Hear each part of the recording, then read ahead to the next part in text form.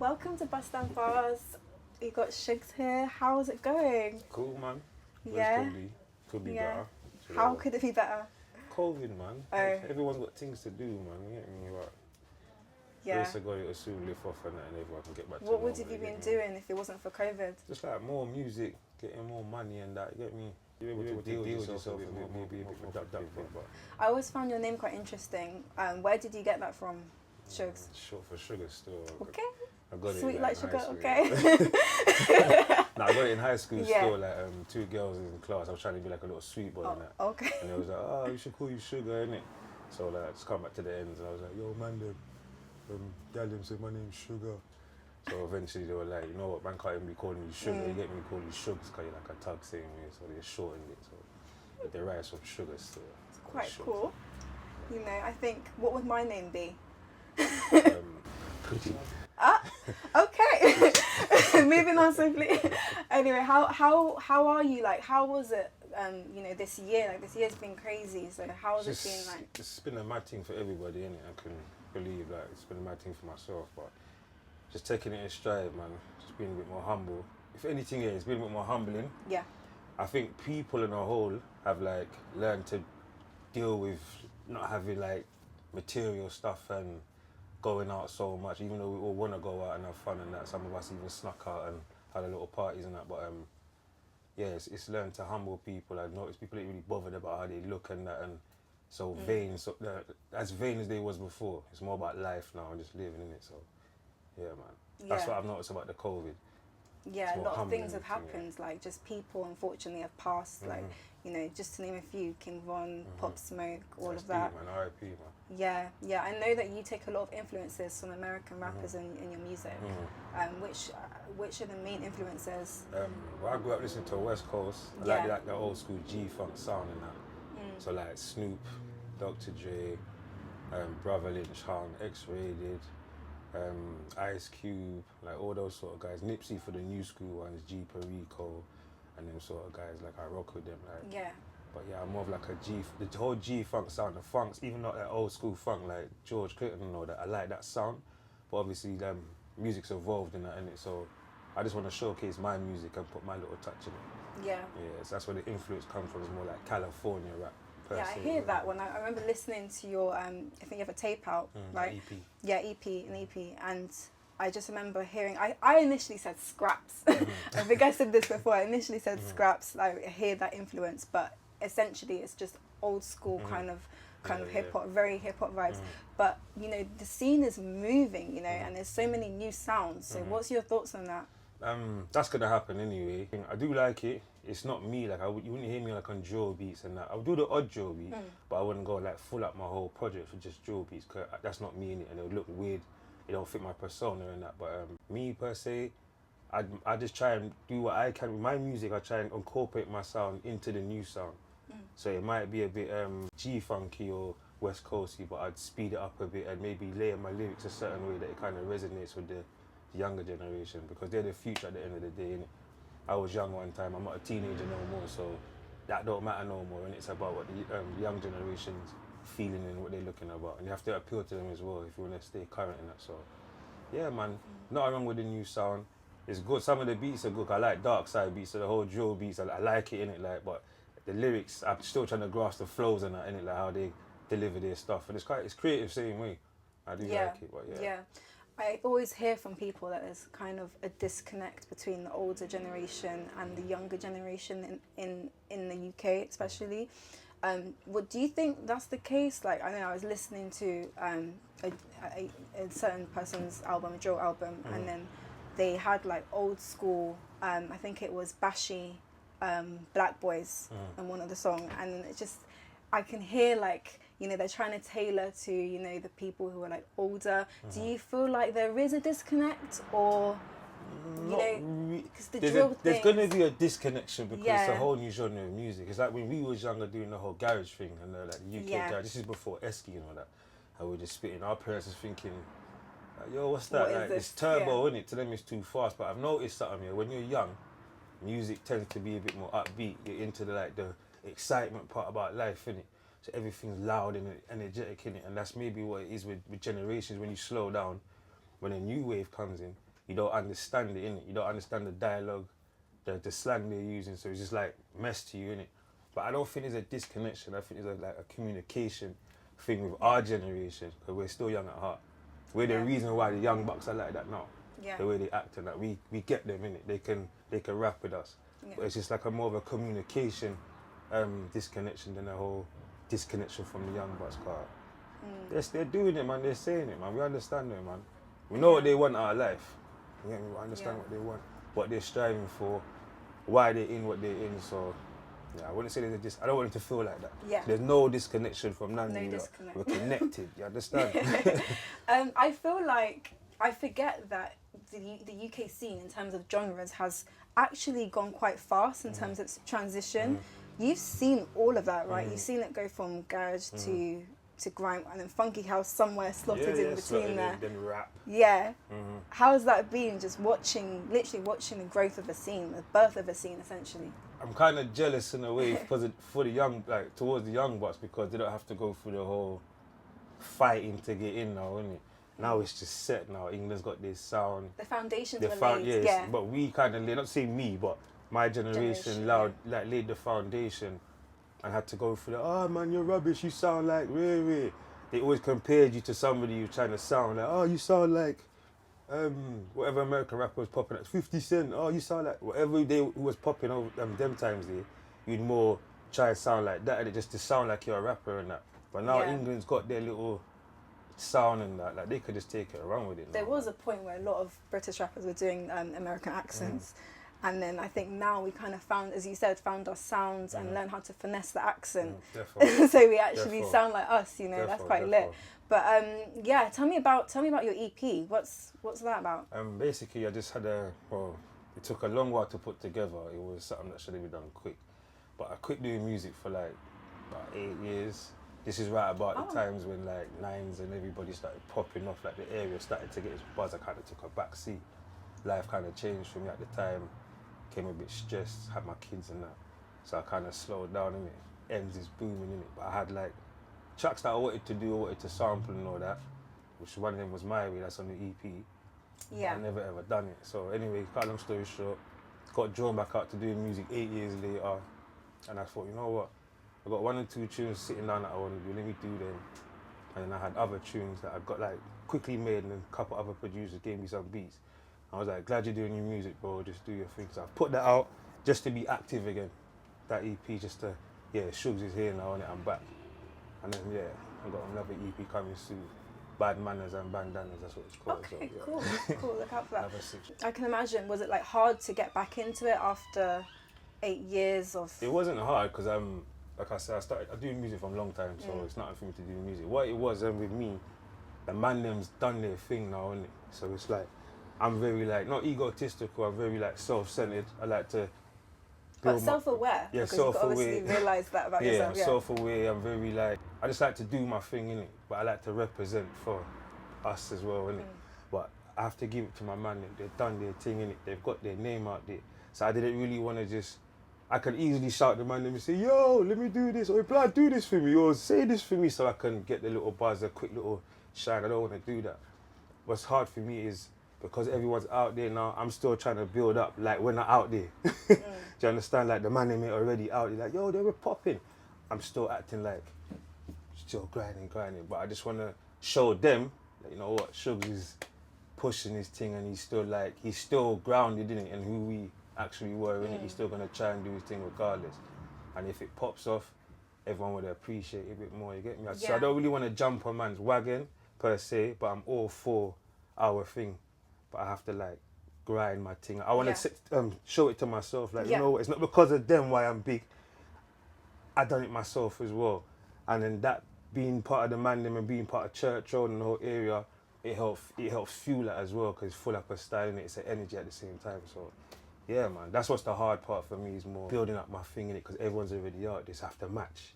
Oh shit, I gotta catch up to that one, because they're booming now. Do you get what I'm saying? So yeah, man, just putting in the footwork more than anything. But I'm doing it, man. Trying when you say catch up, you mean like in terms of just exposure, like people?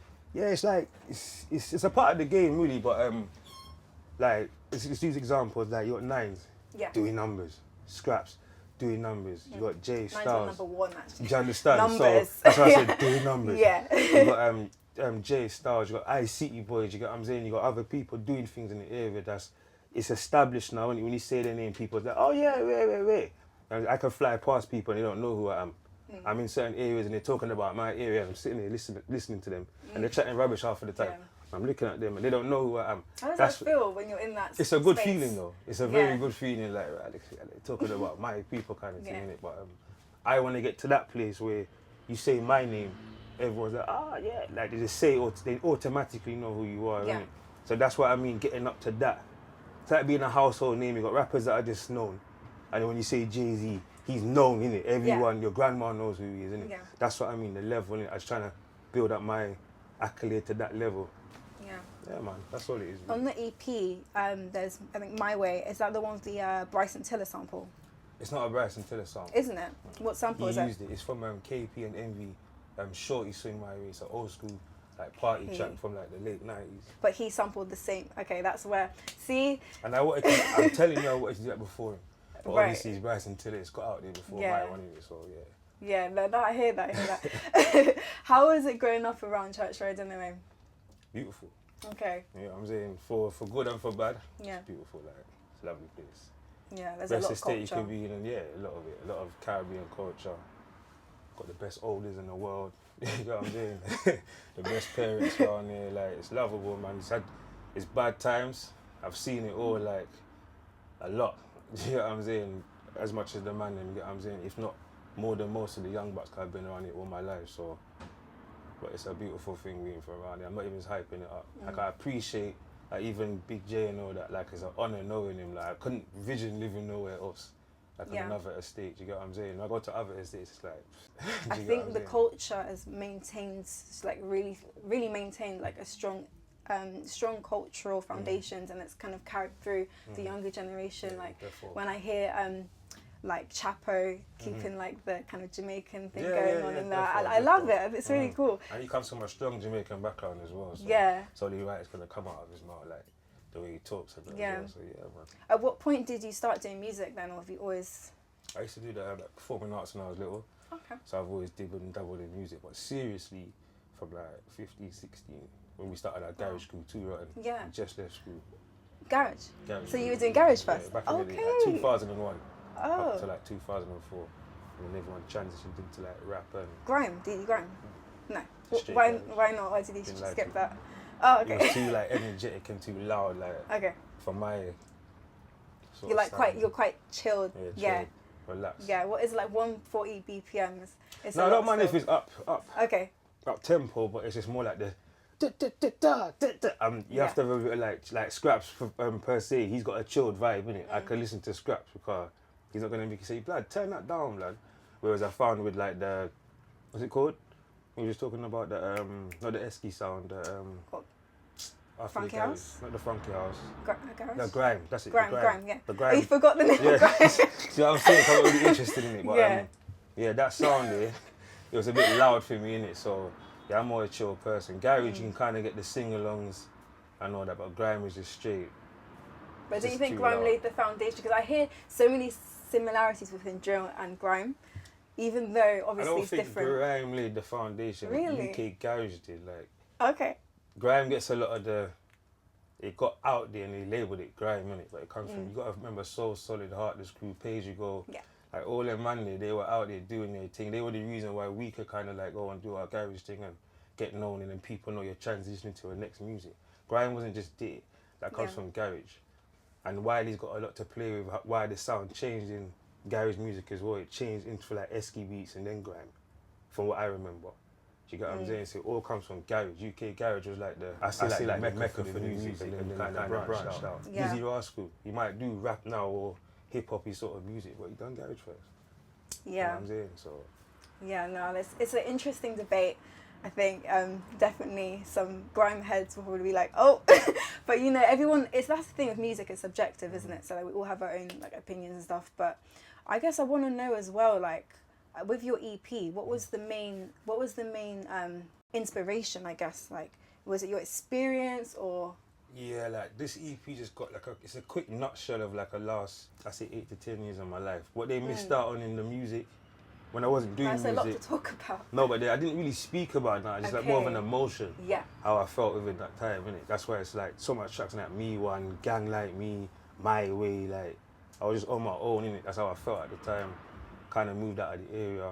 So that EP is just like a whole emotion. So you moved out of the area to write. Yeah, my mum's still here, but I moved out of the area. Was that intentional? Yeah. Like just got my own place and I've grown up and I've got kids and that, so yeah, I got to get. Do you think that space. helps you when you write, like being in your own space? Yeah, definitely.